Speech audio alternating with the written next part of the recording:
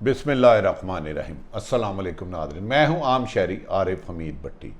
आज 9 जून लाहौर से मुख्तलिफ अहम तरीन ख़बरों के साथ। नाज़रीन, वज़ीर आज़म पाकिस्तान इमरान खान ने क्या ऐसा किया कि 35 से 40 साल से एक दूसरे की दुश्मन पार्टियाँ पीपल्स पार्टी और नून लीग, जो माजी में एक दूसरे पर करप्शन से लेकर अखलाक से गिरे हुए इल्ज़ामात लगाते रहे, वो ना सिर्फ इकट्ठे होकर इमरान खान की हुकूमत गिराने के लिए सीख पाए, बल्कि एक दो इमरान खान के लिए अब आज मरियम नवाज ने जो गुफ्तगू की, मुझे हैरत हुई है।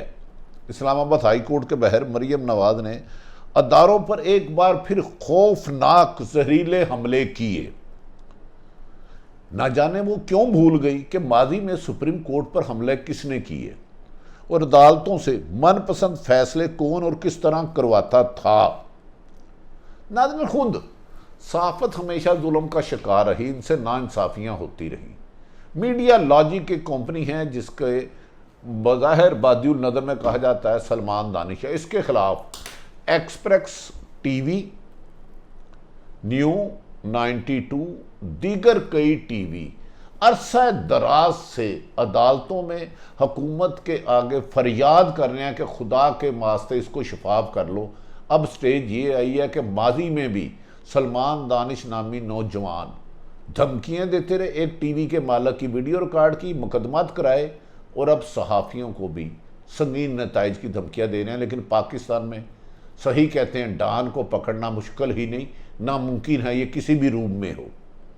लेकिन वज़ीर आज़म पाकिस्तान मोहतरम इमरान खान साहब, army chief Gulzar Ahmed Sahab, chief justice Lahore high court Qasim Khan Sahab, हम गुजारिश करते हैं खुदारा इस मुल्क में इंसाफ मांगना जुर्म ना हो, इंसाफ देना सवाब कर दो, जिम्मेदारी ले लें।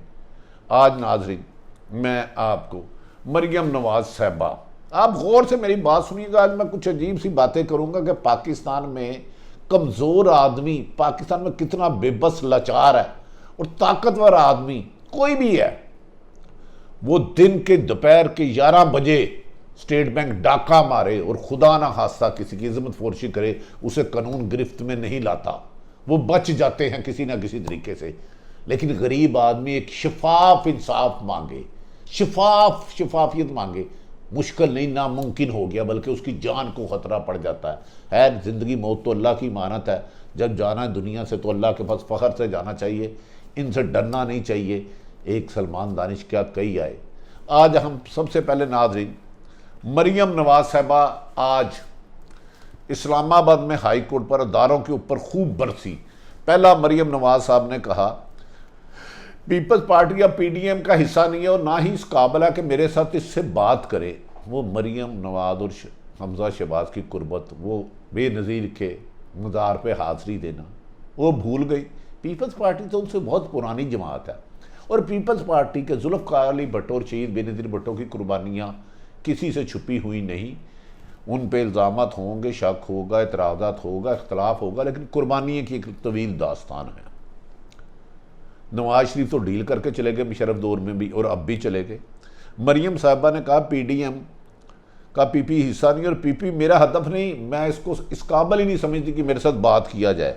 दूसरी तरफ आज वो शौकत अजीज़ सदीकी, जो हाई कोर्ट के मोहतरम जज साहब थे, उनका सुप्रीम जुडिशल काउंसिल में केस चल रहा था, उनके हक में बोली।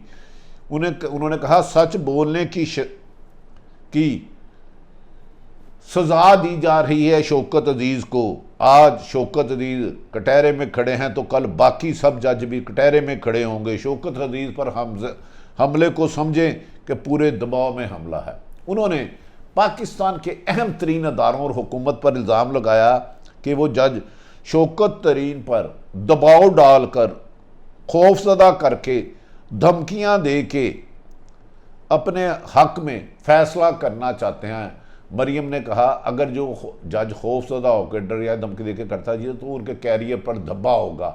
धब्बा उन जज साहबान बेचारों का क्या कसूर था जिन पर सुप्रीम कोर्ट पे हमला हुआ, उन्होंने कुर्सियों और बेंचों के नीचे जाने बचाई। जस्टिस कयूम को किसने फ़ोन किया? क्या उस पर जदरिया को हुक्म नहीं हुआ?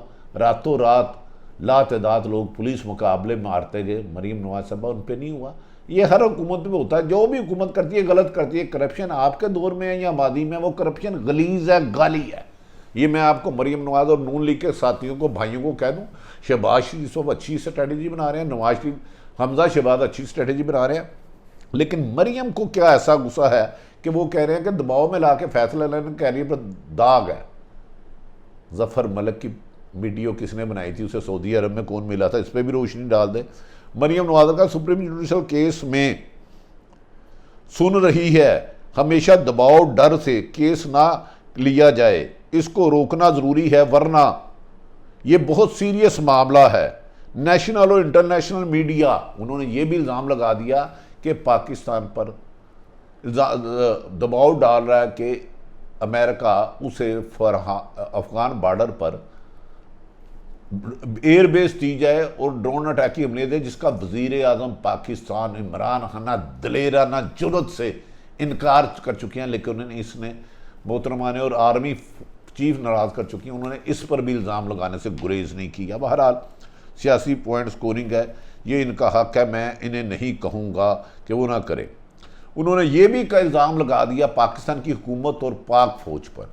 देखिए इस्टेब्लिशमेंट, जो अगर फ़ौज एक आदमी गलत काम करता तो वो गलत ही है, ये नहीं हो सकता कि वो उनका काम करे, लेकिन लातदाद लोगों ने शहादतें दी हैं, हमारे अफसरों ने, जवानों ने। खुदारा फ़ौज पर हमरावर होना छोड़ दें। मैं आपसे गुजारिश करता हूँ मरीम नवाज साहबा, लातदाद लोगों की तवील कुर्बानियाँ हैं।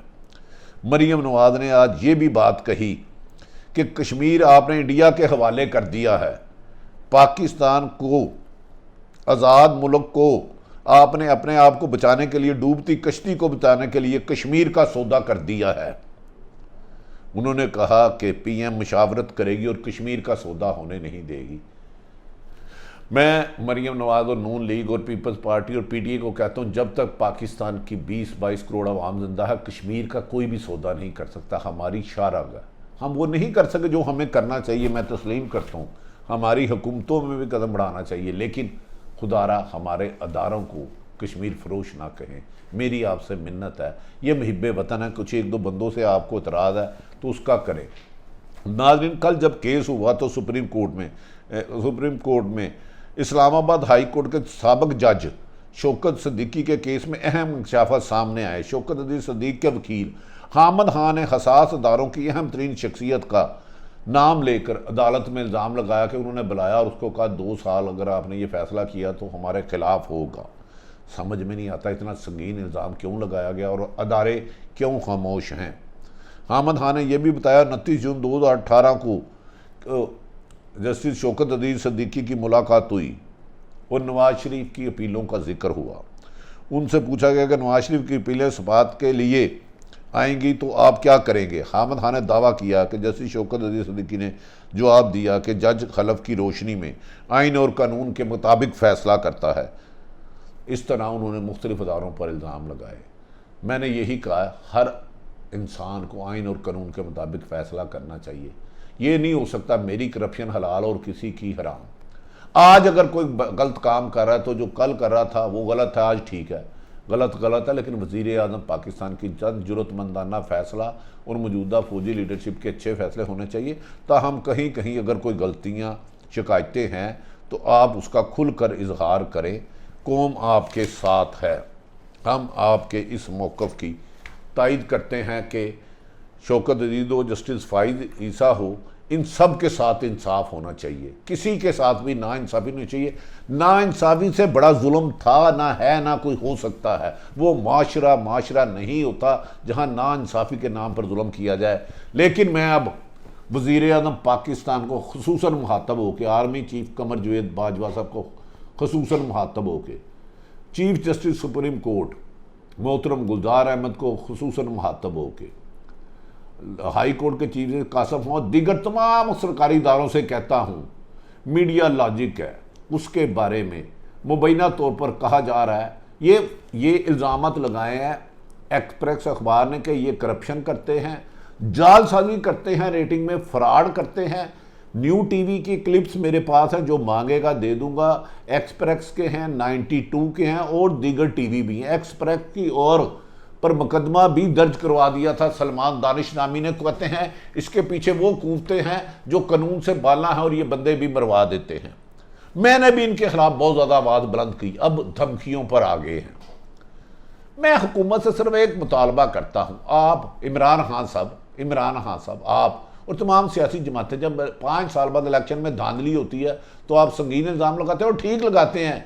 धांधली गंदगी है, थूक देना चाहिए जो धांधली कराता है। लेकिन जो रेटिंग पे रोज़ाना धांधली करता है, हम सिर्फ ये नहीं कह रहे कि हम सच्चे हैं, हम कह रहे हैं मीडिया लॉजिक को सुप्रीम कोर्ट के साबिक चीफ जस्टिस साकिब निसार की अदालत में 3 सुप्रीम कोर्ट के जज साहबान, मरियम साहबा जिनके बारे में आज बोल रही हैं आप, उन्होंने कहा था ये जाली है रेटिंग, मैं इसको गिरफ्तार कर लूँगा, इसकी 5 कमेटियाँ और होनी चाहिए, 5 कंपनियाँ आनी चाहिए, उनसे कंपैरिजन करके दिया जाए। ये कैसे मुमकिन है कि 22 करोड़ आवाम की एक रेटिंग एजेंसी जिसके बाहर ताने बाने बुनते हैं और रेटिंग दे, और वो भी मुस्तनद दे, अगले दिन दे, लाइव भी ना करे।